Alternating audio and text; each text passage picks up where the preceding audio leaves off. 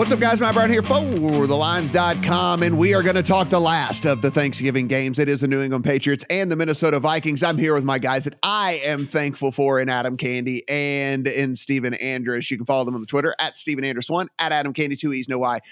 I am at Matt Brown M2. Right now, Vikings are 2.5-point home favorites over the Patriots. 42.5 is the total. This has come off of 3.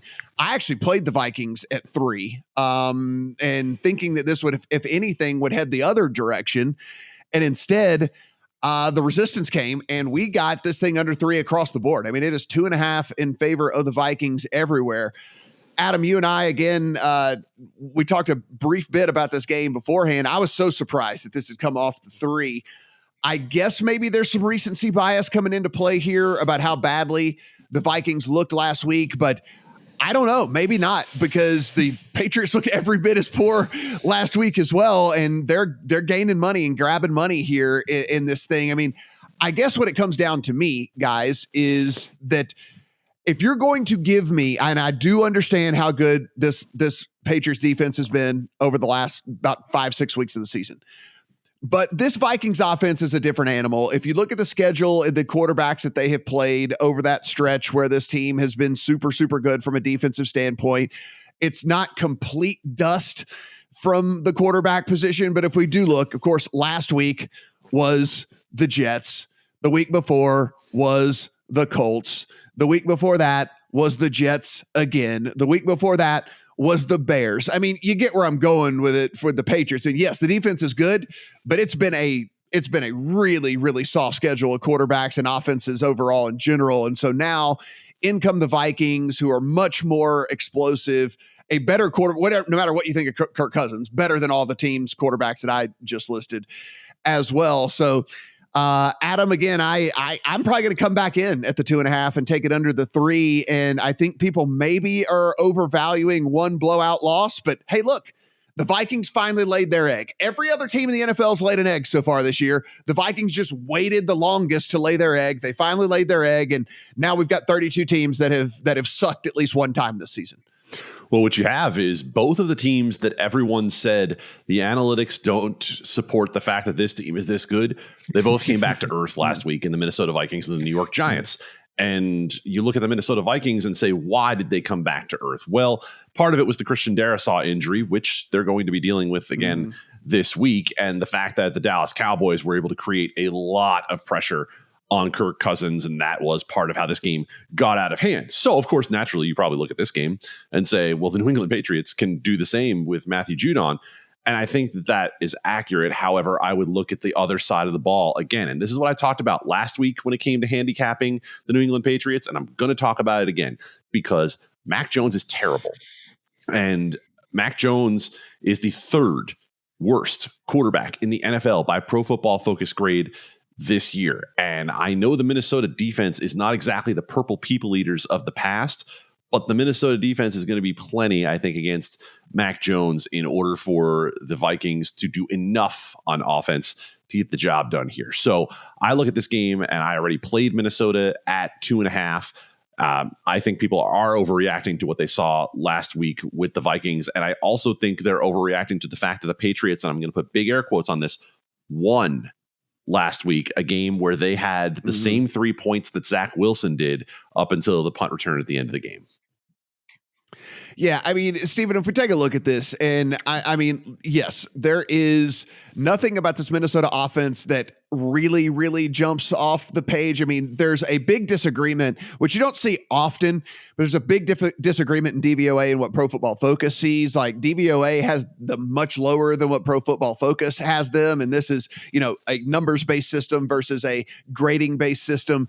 And, look, PFF has them much higher, kind of like right outside the top 10 when it comes to most offensive categories, whereas DVOA kind of has them in that bottom half of the league. I think what we're getting at here from my standpoint, my handicap is, look, as good as this New England defense is, they are not going to completely shut down this offense. Like there are going to be points scored by the Minnesota Vikings on this Patriots defense. And so with that, what are the Patriots going to be able to do on the other side to fight back and put up any sort of resistance? Because I actually think Minnesota won't have to do much in this game to win. I mean, if they get 17 points on the board, if they can figure out a way to get in the end zone twice and a field goal, I think there's going to be plenty to get past New England. I mean, we're talking about literally right up there with the very worst offenses in all of the NFL in nearly every single category that we look at, especially of late. They have been even worse lately than they've been over the course of the entire season. So, I get it.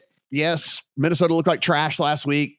I think it's happened to every NFL team at this point. Like I said, every team has kind of laid an egg. Minnesota just waited the longest to lay theirs. And so I'll go ahead and buy low, what I think is a pretty decent little buy low spot here on the Vikings. I think you're both wrong about the Vikings. And I think that this is a very similar handicap to last week for Minnesota.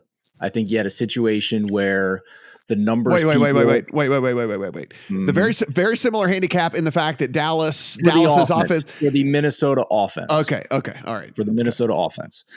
This is a situation, I think, where like last week, you had people who were interested in backing Minnesota because they thought the number was out of whack. They didn't think that they were 3 to 3.5 points worse than Dallas on a neutral field. And then you had the on-field metrics, on-field matchups handicappers coming in and pounding Dallas. And the on-field matchups mattered a ton last week. That it was clear that Dallas was superior in terms of the matchups on both sides of the ball here. So I think this is a similar situation for the Minnesota offense. The Vikings without Christian Darrisaw are allowing a 54% pressure rate when he's not on the field over the past 2 weeks per SIS football. For reference, the Patriots' elite pressure rate is only 30%.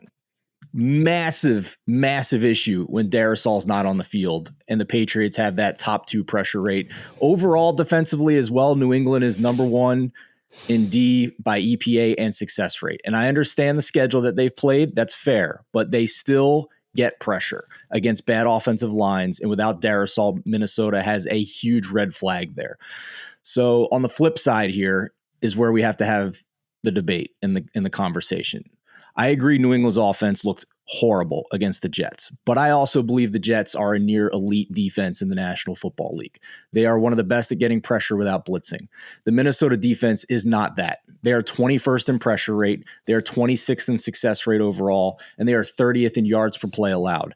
I think the Minnesota Vikings are a product of an easy schedule themselves. They have won a lot of close games against easy opponents, and I have just as many concerns about the Vikings offense moving the ball in this game as I do the Patriots offense moving the ball. So this is another reason why we have our Discord channel. We posted on the look ahead line Vikings plus 3.5. That was a bet that I made, and I thought it was just a blatantly wrong number on the look ahead.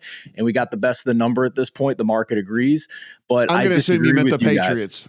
I'm going to assume you meant the Patriots. Yeah, apologies. Yes, Patriots plus 3.5 against the Vikings on the look ahead. We got the best of the number, and at this point, I disagree with you guys, and the only way I'd be interested is a teaser leg on the Patriots up to 8.5. Yeah, I mean, again, we can sit here and list off all of these Patriots defensive stats all we want to, and I can continue to kind of go through and say they face this is their last stretch of games: Lions, Browns, Bears, Jets, Colts, Jets. That is the list of teams and offenses and quarterbacks that they have played over the last little bit. And then if you want to go season-long statistics as well, you can throw in there a game against the Steelers and a game against the Packers in which Aaron Rodgers had not figured anything out yet at all. And frankly, season-long statistics on Aaron Rodgers have been pretty pathetic as well. So I'm not saying this defense is not good. That is not what I'm saying. I think this defense is good. What I'm saying is these are incredibly inflated statistics that are incredibly bloated because they have played the easiest run of quarterbacks that you could possibly have in the NFL throughout the course of the season so far. It is a different animal here against the Vikings. It's a different animal against this offense. And I don't believe that you're going to just see the same game plan that you saw last week heading into this game because they didn't expect to be without Darrisaw. He was out on the field until he wasn't. And like you can go into a game understanding that you're going to be without your main guy and change your offensive philosophy and how you go about attacking a certain team. Adam, I look at this from a standpoint of, hey, look, Am I expecting them to light up the scoreboard? I'm not. But it's like I said at the beginning, I think 17 points might get it done. I mean, like, I honestly think 17 points could get it done in this game. 13 points might be able to get it done in this game when it's all said and done, because that is how absolutely pathetic this offense has been for the Patriots. Yeah, I think if you agree with Steven and you agree with the way he's looking at this game, then I don't think you're playing the Patriots. I think you're playing under, because you're saying that neither one of these teams. I was just thinking that myself, actually. Yeah, you're probably looking at 42.5, which has been bet down a point over a key number at 43, and saying that you think this game is going to be played to something like 17-14, 17-13, and then you're okay with playing an under as opposed to playing a side. Overall, as I look at what goes on here between these two teams, I'm with Matt on the idea that losing Darisaw mid-game is a lot different than game planning without having Darisaw there in the first place. I think what you're going to see is this.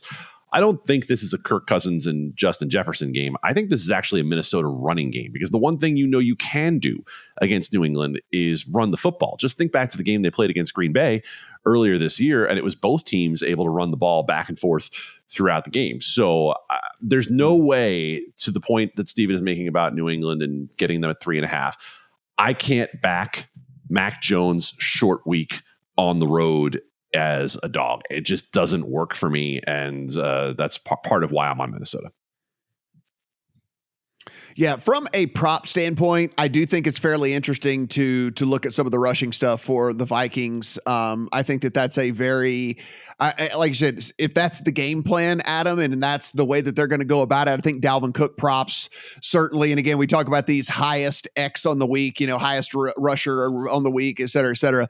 I think that Cook. So if the game plan goes as they would want it to, I think Dalvin Cook being the leading rusher on the day would be a pretty good bet for you, right? Because if we think that things are going to go south for the Giants, Saquon Barkley's not even going to see the field in the fourth quarter. Like, he might not see the field in the middle of the third quarter from that point on. I mean, like, they're not going to go out there and trot him out there to take meaningless carries and just get hurt whenever they understand that the real games are to come. So I think Dalvin Cook to lead Thursday in rushing is a pretty good prop as well. Steven, did you see any props in this one?